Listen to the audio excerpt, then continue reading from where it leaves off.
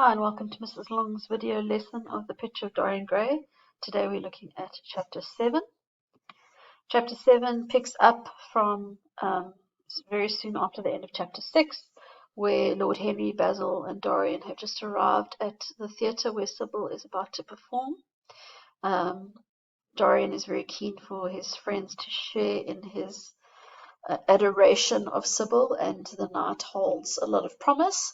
Unfortunately, as soon as Sybil gets up on stage, her acting is extremely disappointing, so much so that Lord Henry and Basil leave, and Dorian is absolutely distraught. This then leads to a confrontation backstage where Dorian then leaves Sybil, is incredibly cruel to her, leaves her heartbroken, and then wanders the street for a while and returns to his house to find a very interesting change has taken place in the portrait. Right, so they arrive in the theatre and it is very rugged, is one way of putting it. Lord Henry seems to be quite charmed by the whole thing, but obviously he's taking, I think, a sort of it's almost selfish pleasure in, as we said before, seeing how this interesting situation plays itself out. Dorian Gray says, yes, I know it's filled with common rough people with coarse faces and brutal gestures, but they transform when she is on the stage. When she acts, you'll forget everything. They weep and laugh as she wills them to do. She makes them as responsive as a violin. And one feels that they are the same flesh and blood as oneself. Lord Henry says, I hope not. He doesn't want to feel as one with the coloured miscreants in the theatre, as he feels far above them. Of course, in this Victorian England, he is considered to be far above them. Basil is trying to be supportive, and he says, anyone you love must be marvellous, and any girl who has the effect you describe must be fine and noble. And Dorian thanks Basil and says, I knew you would understand. Harry is so cynical, he terrifies me. When the curtain rises, you will see the girl to whom I am going to give all my life, to whom I've given everything that is good in me. And so the tension and the anticipation has really been ramped up here. And Dorian seems to be more and more aware at this point of Lord Henry's faults. And so he talks about his poisonous, delightful, wrong theories in the previous chapter, and now he's saying Harry is so cynical. So Sybil Vane enters, and she moves through the crowd of ungainly, shabbily dressed actors like a creature from a finer world. The curves of her throat were the curves of a white lily. Again, she's been compared to a flower. And so, yes, indeed, she lives up to the physical beauty that Dorian has described. She is incredibly beautiful. But this is where the magic ends, because her performance is lackluster. She shows no signs of joy when her eyes rest on Romeo. Her voice is exquisite, but from the point of view of tone, it was absolutely false. It was lifeless and tone deaf.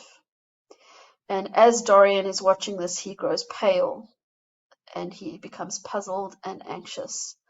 And his poor friends don't say anything to him, but they obviously are incredibly surprised. She seemed to be absolutely incompetent. They were horribly disappointed.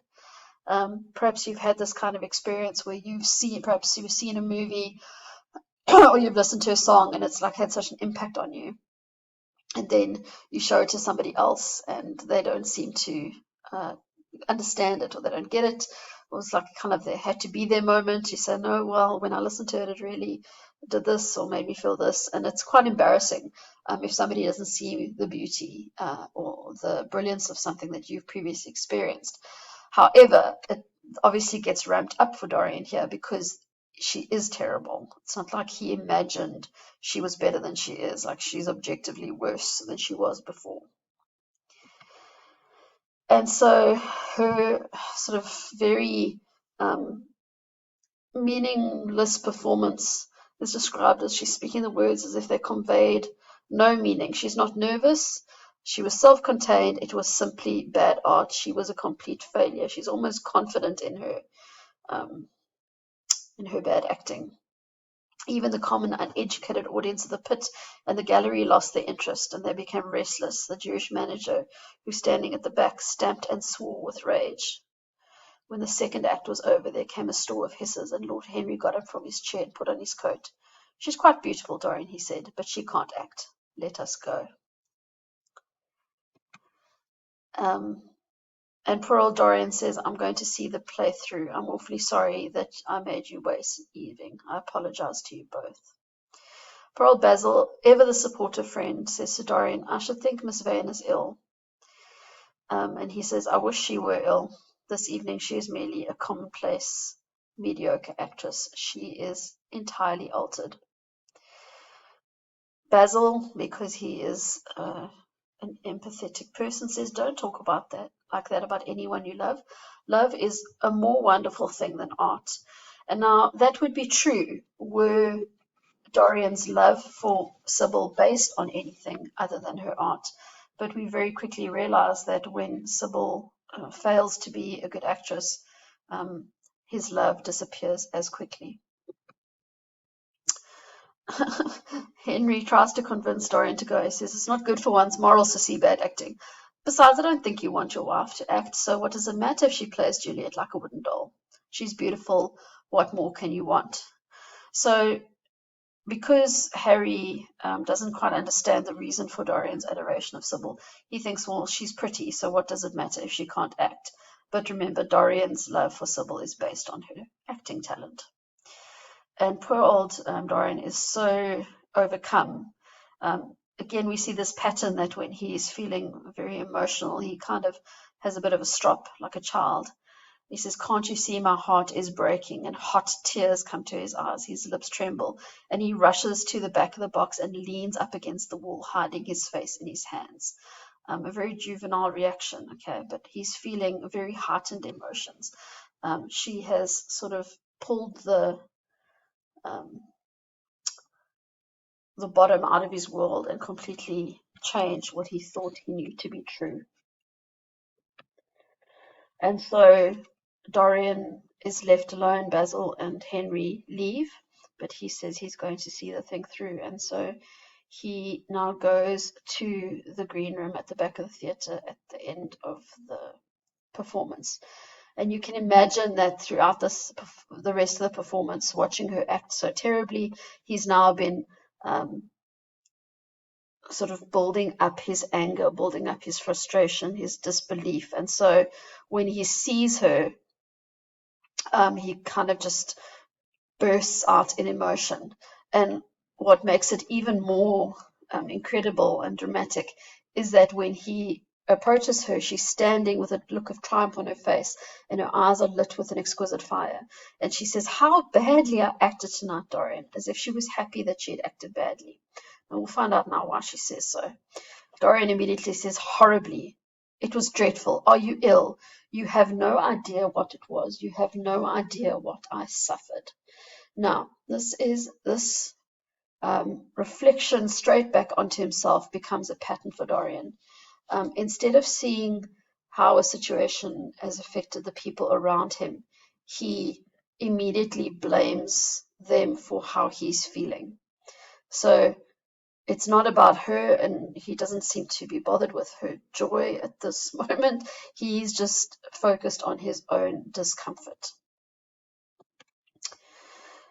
And so he says, "When you're ill, I suppose. When you're ill, you shouldn't act. You make yourself ridiculous. My friends are bored, and I was bored." So we can see the cruelty in his words. He says, "You have made yourself ridiculous, and I was bored." Remember, his disgust and his upset at this point has only been magnified by the fact that his friends were there to witness. And he feels foolish because he'd built up this idea of Sybil so much. But she is still transfigured with joy. And now, before we end this video, let's look at her explanation, because this chapter is going to be done in 2 parts. So she says, before I knew you, acting was the one reality of my life. It was only in the theatre I lived. I thought that it was all true. So, like most people, and like the suggestion in the novel about aesthetics and art, is that Sybil used her art to elevate her out of her circumstances. So her circumstances were dull, dreary, one of poverty, very little hope for the future.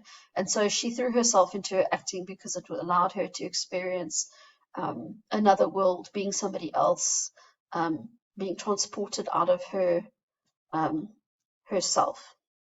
But now that she has experienced true love, as she thinks it is, she says that she knows what reality really is, and she's been freed from her soul of prison. It's interesting that wording there, because in the previous chapter she said to her brother that she was free in a prison of passion. Tonight, for the first time, I saw through the hollowness, the sham, the silliness of the empty pageant in which I'd played. Okay. So now that she's experienced what she considers to be true love, true life, she no longer has to take comfort in the idea of love in a play. She doesn't need to use her acting to transport herself out of her situation, because her reality is better. And so she doesn't feel as if she can act authentically anymore, because she's experiencing the real thing in her own life.